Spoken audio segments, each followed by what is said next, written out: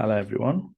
In this session, we're going to talk about the property, plant, and equipment. And this is one of the chapter from our drafting and interpreting the financial statement. And this is one of our level 4 module. So this chapter is quite interesting and important as well, because this chapter is a link to your financial statement. And we're going to look at what happens if there's a revaluation and changes in the depreciation method. So let's look at this one, property, plant, and equipment.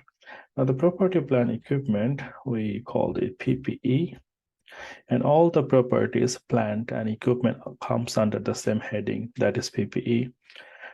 This one is covered IAS 16. So IAS 16 tells everything about the property, plant, and equipment. Let's have a look at our chapter overview, and let's see what we have there. On the chapter overview, you can see here we have a policy, reconciliation of opening and the closing balance asset class. We have a note, then we have a derecognition if we sell the asset. So if the asset is gone, no more with us, with the company, no longer future economic benefit. So if the asset is not useful anymore, then property, plant, equipment, you have a recognition. So what is the criteria for the recognition? The way we recognize non-current asset for the property, plant, equipment, we do the same thing.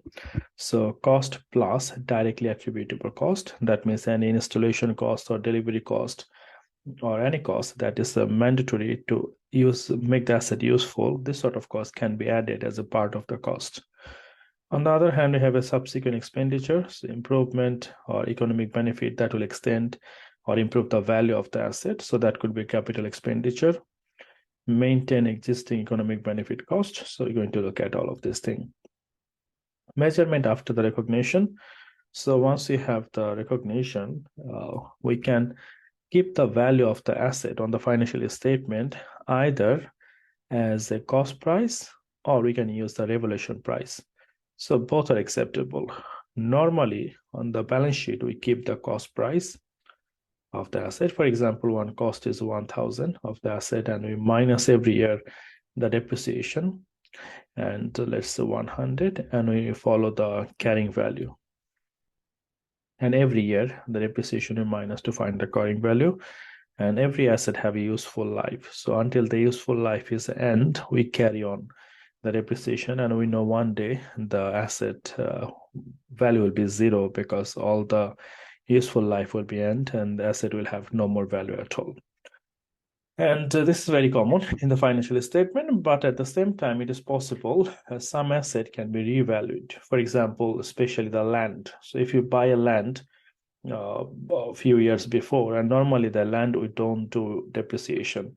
So the main problem happens when the land and building come together. So in the land and building come together, land we don't do the depreciation, but on the other hand, building we need to do the depreciation. So after a certain period, we try to revalue the asset. For example, if we buy asset 2001 for 10,000 and 2022, so this asset will be maybe 20,000. So if we try to revalue it, so we have some gain. So 10 to 20, that means we can see there is a clearly gain of 10,000. And this is called revaluation gain. Revaluation gain. And sometimes we called it unrealized gain.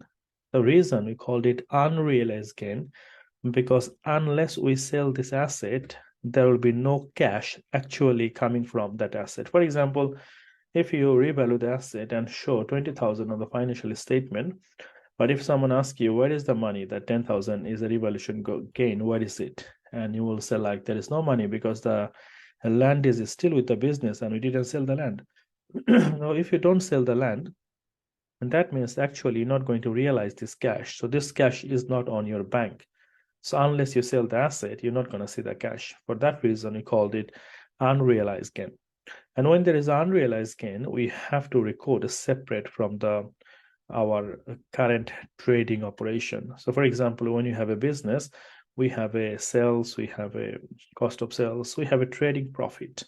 Now, this trading profit and the revaluation gain is completely different thing, because when you sell a fixed asset or when you revalue the fixed asset, this is not our daily part of business. This is not our business activity. This is we just do once in a lifetime when you sell a non-current asset or if you revalue the asset. So for that reason, in the profit and loss account, we have to show it separately. And we called it other comprehensive income. Other comprehensive income. So we have a income from the continuous operation. And after that, we see is there any revaluation gain or surplus, we add it with this revaluation gain or surplus with the continuous operation, and we find how much is the total comprehensive income. So first we find it out how much is the profit we have from the business, from the trading business, then how much is the revaluation gain or surplus, then that gives us total comprehensive income. Anyway, so we're going to look all of this thing, and also we're going to look at how we revalue the asset and how we categorize it in the financial statement and on the statement of changes in equity.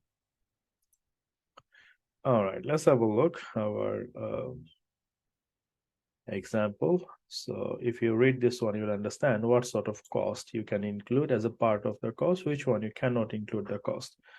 For example, if there is an admin cost or general overhead included in the asset, you should not include this one as a part of the cost, or any advertising or the staff training. This cannot be the part of the cost of the asset.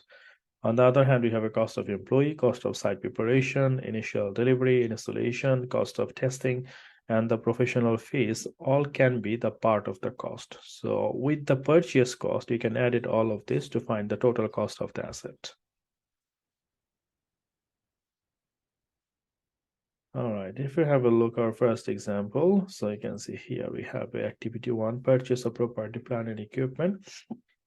A company purchased a machine at a cost of 28,000. Delivery cost total 22,000. So the purchase cost I can take, delivery cost I can take, the cost of installation I can take, and general admin I cannot take. Remember that. General admin or overhead or staff training or maintenance, this sort of cost cannot be the part of the cost. So I can say 28 plus 2, that is 30,000 plus 3,500. So 33,500 will be my cost according to the IAS 16. And this one I'm going to show or recognize in the financial statement. So this is the one, 33,500. All right, this is very basic stuff. You already know this thing from your level 2 or level 3. So let's have a look how we revalue our asset. Now, this is a little bit interesting and important to understand as well. When you revalue the asset, we need to look at a few things. So what was the purchase price? This is the first thing we need to look at. Like when we buy this asset, how much was the cost for that? So if you have a look here, it says Walnut Limited purchased a freehold property, 250,000 on January 2011. The useful life of the property was 40 years. So from that day, 1st of January 2011, the useful life was 40 years of the asset. On 31st of December 2015, the property was revalued to 350. That means we have revalued in 2005 or 15, sorry. It's 11 to 15, so 5 years. We have used the asset 5 years. So first we need to look at how much is the carrying value. So for example, if my cost was 250,000 when I buy this asset, and after that I use it for 5 years. So 5 years depreciation, I need to take it out to find the carrying value. So let's have a look how much is the depreciation per year. So 250,000 is the cost, and there is no residual value, so we need to divide with the useful life, that is 40 years. And if I do that, 250,000 and divide by 40 times by 5, and that will give me total depreciation for 5 years, 31,250. So that my accumulated depreciation. I need to take it out, the accumulated depreciation from the cost, 31,250. And if we take it out, my carrying value will be how much? So 250,000 minus 31,250. And that gives me 200 and 18,750. So this is my carrying value after the depreciation. So this is my carrying value after the depreciation. And on 2015 December, I revalue the asset for 350. So from 218, I revalue it 350. So how much I increased? That's the question. So you need to find the difference. 350. And that gives me the increase, that is 131,250. So this is the increase I have. So we call it a revaluation surplus. Revaluation surplus. So my asset with the cost price is increased by 100,000. You can see from 250 is become 350. So 100,000 is increase for the cost of the asset. So you're going to increase the cost from 250 to 350. That means 100,000 will be increased, number one. And number two is like my accumulated depreciation, 31,250. If the asset is revalued, remember that the previous depreciation has to be removed. Very careful with that. If we revalue any asset, the previous depreciation has to be removed. So this one, normally the accumulated depreciation is a credit. Now I have to make it debit. And finally, revaluation surplus, 131,250. So I'm going to write it down here. Property cost. Property cost increased by 100,000. From 250 has become 350. And the accumulated depreciation I need to remove. So 31,250. It was before credit. Now I make it debit. And the revaluation surplus, that is 131,250. All right, so this is the story of the revaluation, and later on this account will be go to our SOC, statement of changes in equity, and also will have impact on the profit and loss account. We'll see it later on.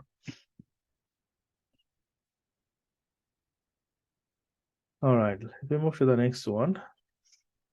Activity 3 is a P Limited here ended 31st December 2013.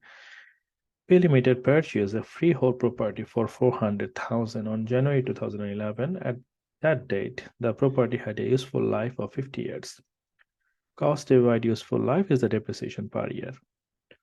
On 31st December 2013, the property was valued 600. So from 400,000, we revalued to 600,000. We need to always consider the accumulated depreciation. Remember that.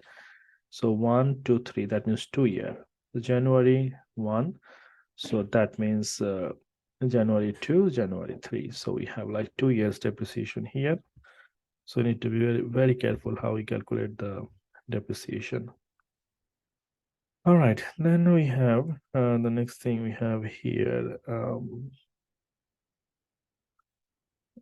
Okay, so incorporate this valuation in the financial statement for the year ended 31st of December 2013. So looking for our year ending financial statement 2013. So this will be the new value on the financial statement. 31st of December 2013, the carrying amount of the property. So the carrying amount means cost minus accumulated depreciation. So already done the depreciation is for 3 years. So 2001, 2002, and 2003, because it's the end of the year 2013, so not 3. So 2011, 12, and 13, 3 years. So 400,000 is the total depreciation. Divide by 50 is the useful life, and times by 3 years. We already used that asset, so that's my accumulated depreciation 24. So my carrying value is 376. So we need to find the difference between the 376 and 600,000, and that's my revaluation reserve surplus. All right, so let's have a look. What is the question? We have here, they already done the profit and loss account, few things for us. They're asking, so you can see here revenue, cost of sales, we have a profit, and we have a profit from continuing operation. Profit from continuing operation means like this profit came from the trading, from the day-to-day business. Other comprehensive income for the year. So this is the one we're looking for now. How much is the other comprehensive income for the year? Now you can try to find it out. How much is our comprehensive income for the year? So we have here 600,000 is the new revaluation. So 600,000 with this the revaluation price. And we have a carrying value that is 376. The difference we have here 224,000. So this is my other comprehensive income. 224,000. And if I added this to, that is profit from the continuous operation and the other comprehensive income, that will give me the total comprehensive income. That is 300,000. It is possible there could be revaluation loss as well. Remember that if there is a revaluation loss, the loss is the item for the profit and loss account. We claim this one as expense, and it will be deducted from our revaluation reserve as well. So let's have a look. The next thing we have here that is the next one. So the next one we have here is says changes in equity. How we complete that is quite simple. SOSC, statement of changes in equity. So you have share capital, revaluation surplus. That one we have just done, and obviously like we need to have a look at that. So we have here total comprehensive income. For the revaluation we have 224 that we have already calculated, 224. And also the profit we have from the profit and loss account, if you remember, it was 76,000. So if there is a revaluation gain, it will be part of revaluation surplus. If there is a profit from the trading activity, it will be part of retained earnings. Remember that. So if we have this, if we added this to, it will be total 300,000, the total comprehensive income. And if we pay the dividend, remember the dividend always minus from the retained earnings. So that's it. We need to do to 4,000. 30 plus 76 minus 10, it is 96,000. And 130 plus 300,000 minus 10 is 420. And now we have a SOFP, statement of financial position. The asset, remember that this will be always the revaluation price, the new price, revaluation price is 600,000. The new value we make, revaluation price. The retained earnings we have already here, 96,000. And the revaluation surplus, 224. And if we added all of this, it will be total equity, 420,000. And that's it. And that's how we can complete our all this financial statement. And there is a little bit of workings we have under. We can not provide it in the assessments. In the exam, you really don't need it, but we can say it how is it work. So revaluation surplus, if you remember, we have 224,000 as a credit because it has increased the value. And this is the combination of two things. The first thing is like 24,000 was the depreciation, and 200,000 was the value for the cost of the non-current asset. The way we did before, cost, and this is our accumulated depreciation. All right, so that's it. Let's move to the next one. So what happens if there is a loss? So if there is a loss, it will be opposite. So the profit and loss account will be debit. Normally, if there is a revaluation loss and the profit and loss account, we claim this one as expense. Then accumulated depreciation, we make debit to cancel the previous depreciation.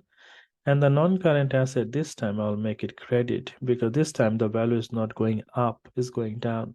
Normally, the cost of the asset or the asset is a debit, but if I want to reduce it, I make it credit. All right, let's look at one more example from here. So we have activity 4, it's a Roy Limited. Roy Limited purchased a freehold property for 200,000 on January 2016. At that date, The property had useful life of 50 years. The asset held the cost and depreciation charge to admin. Normally, the depreciation charge we always included on the admin cost. At 31st December 2017, the property was a value 180. Okay, the admin expense for the year was 50. The depreciation charge and revaluation loss has not been accounted for. So you can see here from the 200,000, we come down to 180. So we need to look at how much is the revaluation loss. But at the same time, we need to make sure we minus the accumulated depreciation first from the cost to find the carrying value. So on the PPE, we always take the revaluation price. Remember that the new price. So PPE is 180,000 anyway. On the admin expense, we need to look at how much is the admin expense. So the admin expense, we have already question said we have 50,000 for the year. Admin expense, 50,000 we have for the year, number one.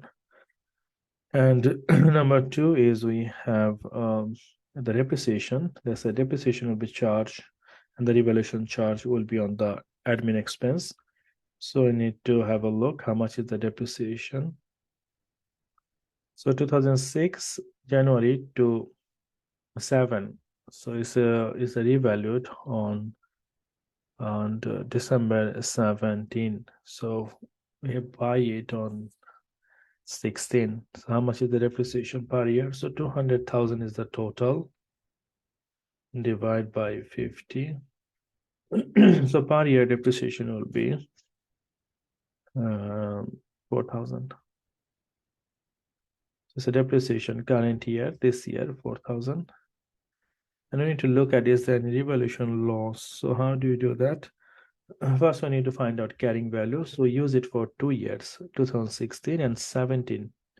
It is December. That means I use the whole December. So for 2 year depreciation is 4,000 plus 4,000, 8,000. So from 200,000, if I minus the depreciation, 8,000 accumulated depreciation, basically total depreciation. So my carrying value will be 192. And I revalue it for 180. So 192 minus 120. So I have a revaluation loss here, 12,000.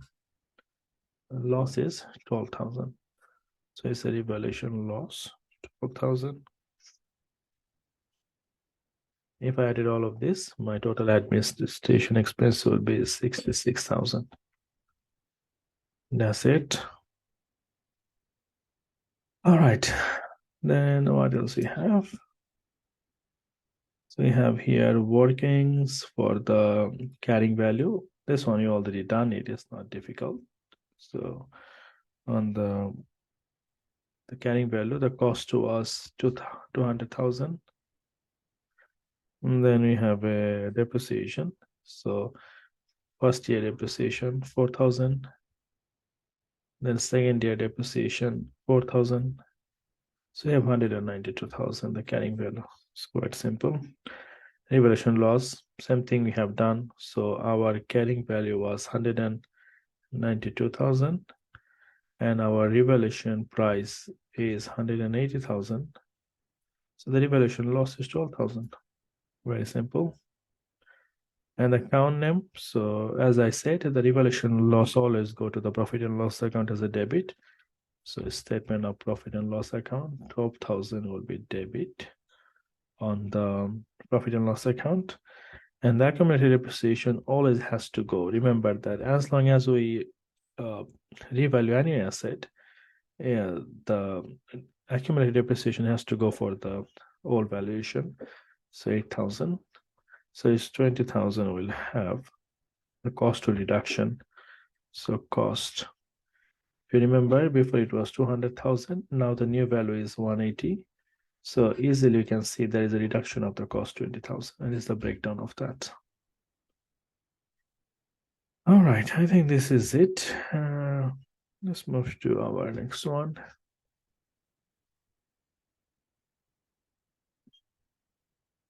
Activity 5, I think, is the same story. Let's move to something new.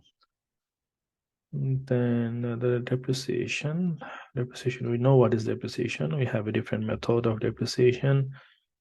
What they're asking here, changes the depreciation method. Okay, let's quickly read this one. What they're saying here, changing the depreciation method.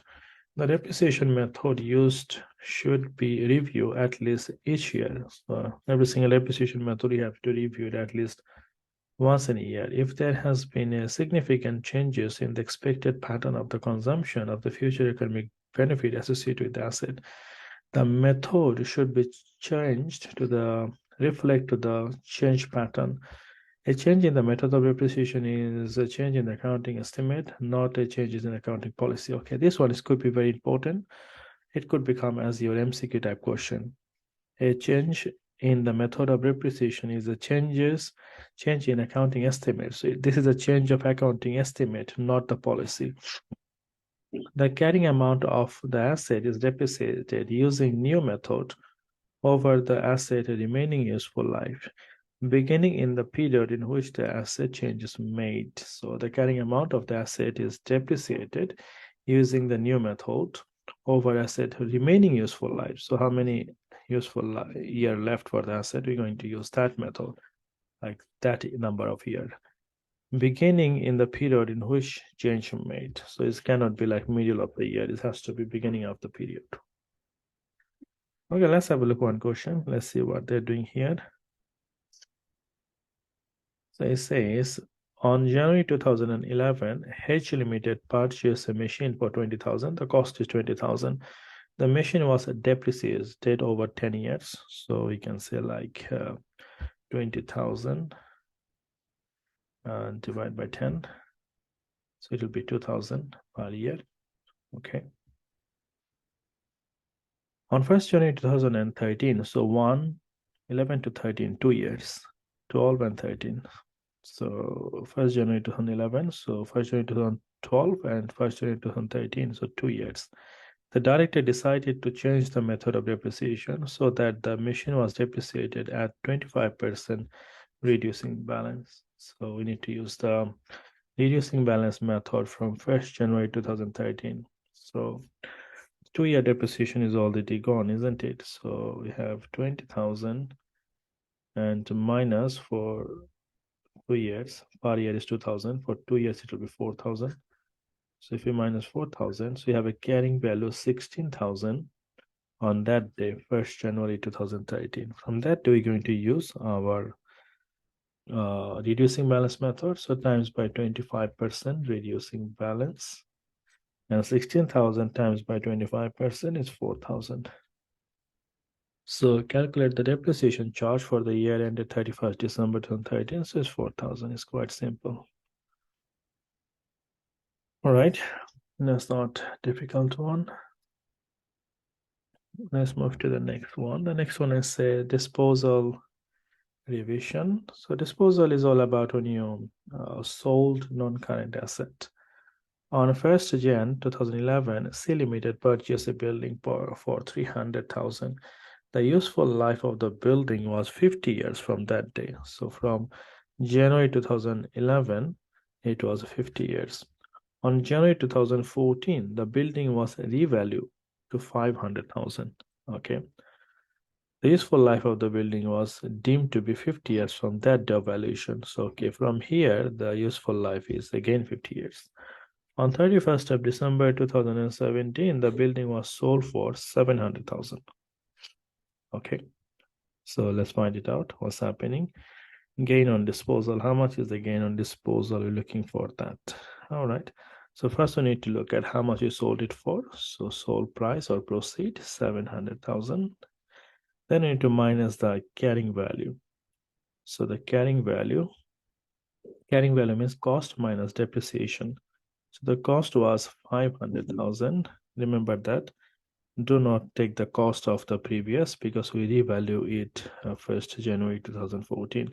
And we are in 2017 now. So obviously, like, we're not going to consider the previous cost anymore. We're going to consider the last revaluation. So this is my cost, 500,000. So cost is 500,000. And we need to see how much is the depreciation we have from 2014 to 17. how many years? So 14, 15, 16, 17, 4 years. And every year, how much is the depreciation? So 500,000, and the useful life is 50 years times by 4. And that gives me depreciation of 40,000. And if you minus the 40,000 depreciation from the cost, so that gives me the carrying value 460,000. And if I minus the carrying value 460 from here, so that's give me gain, because my carrying value is 460 and I sold it for 700. So that means I make a profit or gain of 240,000. So 240,000. This thing you have done on your level 3 as well, the gain on disposal, so should be fine. All right, this is the end of our chapter for the PPE. So hopefully if you practice, you will be absolutely fine for this chapter. Thank you very much.